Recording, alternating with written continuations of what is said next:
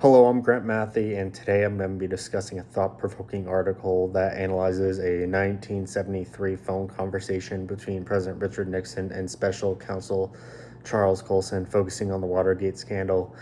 The article highlights how this conversation is structured around key contrasts. Nixon and Colson primarily frame Watergate as a news story, shifting the focus away from legal and ethical concerns. This framing demonstrates their sensitivity to public perception during the time of intense scrutiny. One major point of the analysis is the distinction between Watergate as a story and as a Watergate as a Washington story and Watergate as a national story. Nixon describes it as a very pervasive Washington story, while nothing that hasn't yet reached the broader public. This distinction is crucial. It illustrates that while the scandal is a hot topic with political circles, it hasn't fully penetrated the national consciousness. This also shows that while DC is so much similar than the rest of the country, its political power, by contrast, is not proportional to its size. It wields power immensely larger than its size. The article also introduces the concept of occasion semantics, an approach that explores how meaning is constructed in spoken discourse. In this context, it serves as a powerful mechanic.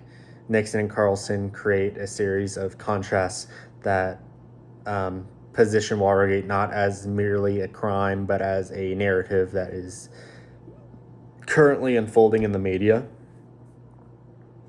The discussion reveals how the dialogue is built incrementally.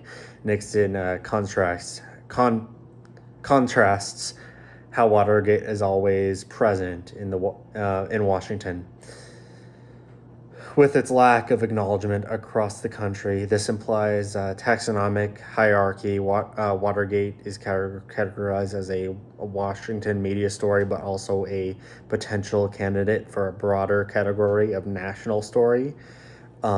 Interestingly, Nixon frames this as a Washington story and not a national story by saying it is very persuasive Washington story and media story, but it hasn't reached the country, which suggests that it has not reached the nation yet.